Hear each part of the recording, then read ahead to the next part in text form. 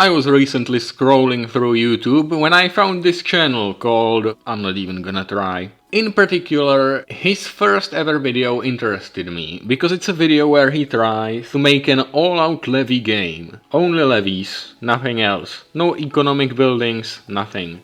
Just levies and dominating your vassals through them. An interesting thing, sure. Great video, have to recommend it. Generally his content is fantastic. But what if I was gonna try it? Well, I spent about an hour trying to figure out if there was something I could improve, and apart from not being a huge tyrant, didn't find anything. There was just nothing that could improve it more, so I just decided to do what he did, as he said it. If they strike first, it's not technically tyranny. When they wind up... Alright, so we are here and we are Mstislav of Ruthenia. It doesn't really matter who he is, what matters is that he only has 5 stewardship, and thus most of our domains are not enough. Which is, well, bad. Surprising, I know. So domain focus will help us here, I hope. Yes. Right, and now that we can control our domain, let's actually look at it. Novgorod is decent. We have 2 buildings that give us levies. We have 400 from this land. Here, it's worse. Here's forestry, and we don't want forestry. Forestry is for money, and I don't want money. So militia camps it is. And here I'm gonna turn it to. Anyway, actually I should not have. I should have first filled out all the other slots. Whatever. What matters is that our priest endorses us, so we get things from him. Although it's not like here there's anything really worth something. There aren't any churches even. So our priest is so far not very useful. But that doesn't apply to vassals, who we can use here to our advantage. The problem is that most of them are tribal. They are gonna turn feudal like us, but for now we have to rely on solely this one who refuses to be Christian, which of course means death. Because in this playthrough we're the most faithful people on this planet. And this new vassal will be hopefully more obliged to doing whatever we tell him to do. Like that he should pay us more money. We start off slow, but I'm gonna destroy my men-at-arms regiments because I don't really have a use for them here. They only cost money, and I currently need money to invest into our holdings. And someone is already trying to kill me. Succession goes to my son, who's shit. Again, let's put more into our holdings. What gives us money? Militia camps here, plus 100. And my rival died. Anyway, we have some good plays here because we are Rurikid and there's a lot of family drama. Currently we are the second in line for the throne of Ruthenia. So I think about making it first in line. For only 7 gold, I think that's worth it. Fuck me. Well, that's a turn. Alright, so we are now a kid. On the other hand, we own most of our own land, and we can give it away to people who actually like us. Arrange marriage, my mother and the Duke of Polotsk. Yes, an alliance is decent here. And in what way do we wanna swing? Because diplomacy is useless in this playthrough. Martial and stewardship are the go, plus intrigue could be useful. So let's go intrigue, since we are charming, and let's again disband most of these useless men-at-arms. And we can negotiate an alliance with some powerful people of our family, like our grandfather here. We're gonna rely a lot on allies in this playthrough. Militia camps are really proving to be useful here, since they are cheap and they give 100 levies. But I still need more gold. And we should find ourselves someone we will marry. Ideally someone with good traits. But apparently no one like that exists. We have high legitimacy apparently, that's not gonna stay that. And I would like to vassalize this guy. He is independent, he's feudal. And I would like to get him under normal obligations, but that won't work, it seems. I can make him be my ward, it's good I think. Now I can vassalize him under normal. Great. And now I will get more taxes from you, thanks. If you're asking why I'm not getting more levies from my vassals and instead taking money, it's because I'm gonna be generating levies myself, I don't need it. It's like the opposite of what you're normally doing, you're expanding to get more levies, you know? This time it's that we're expanding to get more gold so we can get more levies and more expand. And our regent is really overstepping his boundaries. And I think I inherited Ruthenia. And I can even vassalize more people and inherit Ruthenia, although I am still first in line there. I inherited Galicia Volhynia. Please give me more money. No one's really rebelling, which is very good for us. And the whole basis of this strategy is, you know, if your vassals can't get 80% of your power or 75%, then they can't rebel. And that's the whole thing we're going for here. Realistically, mobs of peasants are terrible at war. So this is not really about winning wars, this is more about preventing wars. And we're getting decimated by some plague. And I got measles. Despite being isolated. If I die, it goes to the King of Ruthenia, so it's not really that terrible. Yes, to this guy it goes. But I would like to stay as a single character for a goddamn minute. And we finally have available someone with good traits. Like Amazonian here, and it even allies us with Sweden. It's not like Sweden is very strong, but that's still something. We are martial focused, that's too good. Let's reset these perks. In authority focus, serve the crown and strict organization. We can ask our head of faith for gold, we're gonna do that a lot. And we have some men-at-arms and even a mercenary company. I do not like that, but whatever. We're also currently fighting in a war for this chiefdom that we've won. At least it didn't take a lot of my time. And we have way too many duchies now. And our bishop doesn't endorse us here. It's very unfortunate, but it doesn't... Let's just build more buildings for levies. Jesus Christ! For 5 fucking seconds! Can you leave me alone with plagues?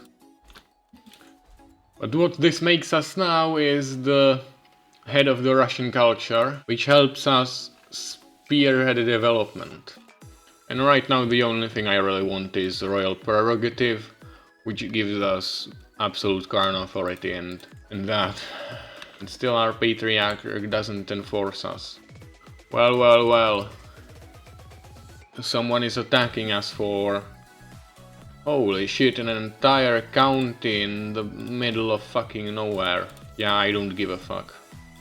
I hope you like your county. Oh, and there finally seems to be someone who's willing to challenge me a bit, and it fell apart instantly. Try to seduce the ecumenical patriarch, but that won't work. So let's sway him, and let's hope he gives us money. This character is not good. I mean, he gains a lot of piety, that's something, but he's a legitimized bastard, he's reclusive, melancholic. At least he has martial, so his skill gives us some extra levies. It actually doesn't, he doesn't actually have that much martial. Someone declared war on me. And it didn't even show me. It started 9 months ago. How do I not know? I swear this game is really trying to troll me here. And our mass of peasants is winning us victories. And they only pay us 28, we lost more by raising these men. Because peasants are quite expensive actually, it's 3 per 1,000 if I'm not mistaken. So once we get to actually high numbers this will be tough. Now this is a big one. I can vassalize the Duke of Chernigov. I'm gonna do it because it expands my realm. Might even be close to creating the Russian Empire. Yeah, pretty close. But this guy is a problem. He has a fuck ton of men, so anything he does can lead to our decline. However, he's 56 and he has a pretty decent amount of heirs. So it will split up after his death. So I just need him to not rebel while he lives. Let's put him as my spy master and sway him. And most of these duke's lands have been inherited by his first son. Let's give him some advantage, like war declarations in exchange for even more taxes, and let's do the same with everyone here. Because I can get a lot of money from these guys. Oh, and our dynasty even serves us more. By going into Guile. On the next one after this, we have Fear Tax, which boosts our vassal contribution if they're intimidated and terrified. Law would be nice too, but since we've already went into Guile, there's no need to change it. The often not used the royal armories are definitely making a strong appearance here with their plus 20% levies boost. Now let's go into medicine focus. We want to stay alive for a long time. My ecumenical patriarch wants to give me a claim on the High Chiefdom of Finland. But I don't want that, I want money. Give me more money. Finally! I'm really like the biggest ass kisser of the patriarch right now. Just swaying him endlessly, and then he gives me money for it. Royal armories built, and they sure have a decent effect. Almost every place here now gives us at least 800 men. Wow, Eastern Europe has really transformed. It turned from a lot of duchies and tribal states into real kingdoms. Ruthenia, us, being the strongest of course, because we are fucking ginormous. And because I spend all my money to get levies. And there's Poland, which is strong by, I don't know, being Poland and having actually developed lands.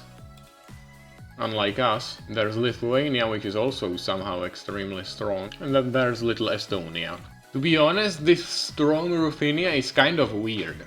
Because Ruthenia, and generally Russia here, is mostly just a paper tiger when playing as the Rurikids.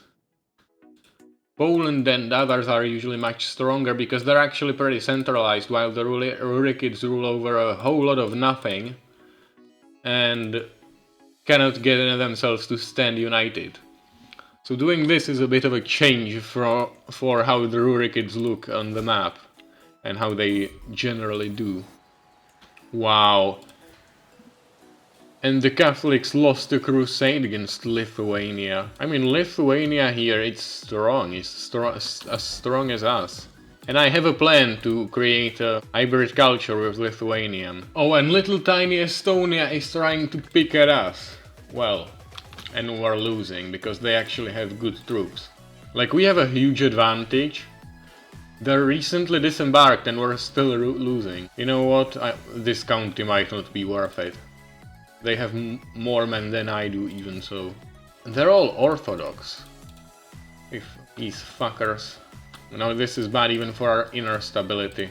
Now factions can actually advance. So it's been long decades of rule. I have figured out that I fucked up by having this large of a realm. It makes diverging a culture basically impossible. That's fun. But what I can do is reform it to add strength in numbers if we manage to get some extra prestige. And strength in numbers will help us a lot, levy size plus 15%. But you know, I've already done a grand tour and we are infirm, so we're gonna probably die soon. I should probably get rid of my useless firstborn. I'm gonna do this, split him off. It's, I believe, Izislav is his name. Yes, Izislav Rurikid.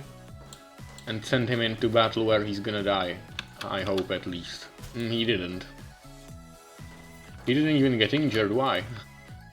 I have enough to create the Russian Empire. I only don't have money. But that's fixable, very much fixable. In fact, the Ecumenical Patriarch will give me money in like a year. And that I think is gonna get me enough to Our health is already poor. Just hope we don't die. Yes, the Russian Empire. I am now mighty Tsar. So now things shouldn't split on my death. They will split on my death, but not in only a terrible way. Also now let's disinherit my firstborn. It's gonna kill our legitimacy, but I really want this guy to rule. Alright, we have enough prestige to reform Russian. If only I could diverge. How much more does it take to diverge? It takes 10,000 with what I picked, so... Like that's 2,000, that's nothing. And we have picked up healthy and we're going to get whole of body, so this is not really a problem, is it? Well, let's try to get some more extra prestige here. I can't believe it! After decades of trying, finally, I can diverge my culture, Novgorodian, we take strength in numbers for... It does a lot of bonuses and debuffs, but again, we don't mostly do men-at-arms, but we don't care about men-at-arms. We care about the fact that it does plus 15 levy size. And also I picked Bellicose as my ethos, new because levy size plus 10. Novgorodian culture, yes, why not? New age, new era, new people. Novgorodian culture, how's the innovations going? Still work on battlements, I need that first. And we already have more men than any other power in the world. And let me remind you, we're not even the biggest in the amount of counties we have. The HRE has like almost triple that amount. And it's a similar story with Persia, I presume. If I could only find their fucking capital. 140, yeah, they have a double the amount of us. But still, we have much more, man. And our priest endorses us, so we get 3 from taxes and 500 levies just from him. This number can be also increased by, you know, building a lot of monasteries, which we're gonna do.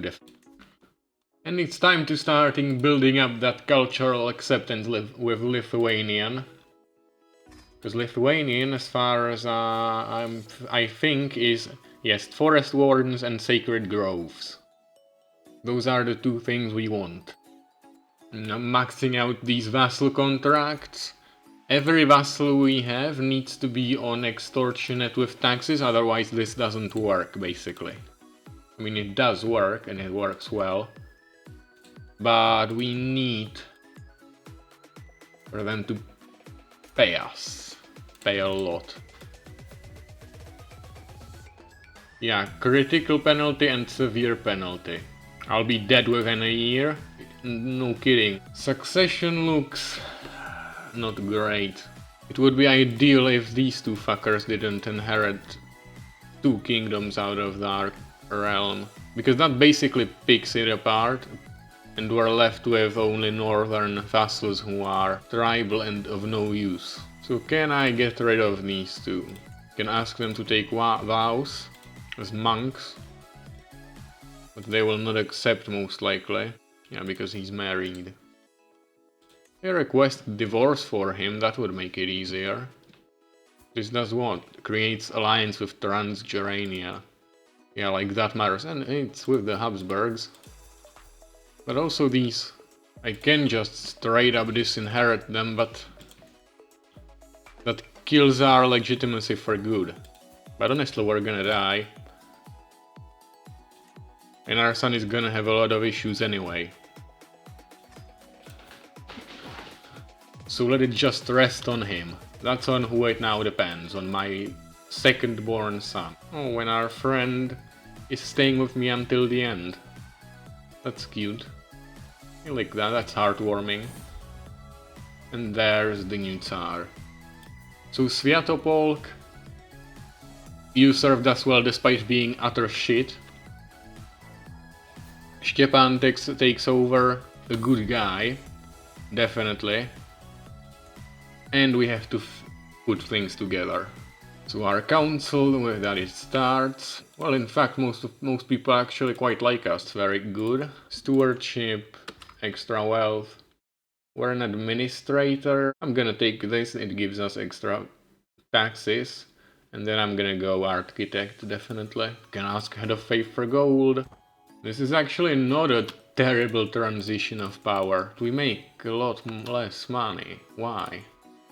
But we make a lot less gold. Why is that? Court amenities. I guess makes sense. Oh, and we have one son and heir, and he sucks. He's just robust despite us being Herculean and our wife being intelligent. Finally, we have the ability to upgrade castles themselves. I've been saving some money for this, and frankly, I've been held back by this a lot. Alright, so all castles are now upgraded, even most buildings, apart from a few here and there. As a result of it, most of our counties provide like 2,000 men, and together we have 26,000. We are by far the strongest realm in the world. Nothing can compete with us. The most powerful realm I can see is Ck3, right here, which is a steppe kingdom that has been cultivating its strength for a lifetime.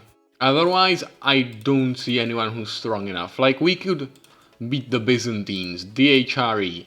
I mean, the Ck3 could and the Byzantines too could have like 15,000 men if they tried really hard. But no one can compete with the number of men we have.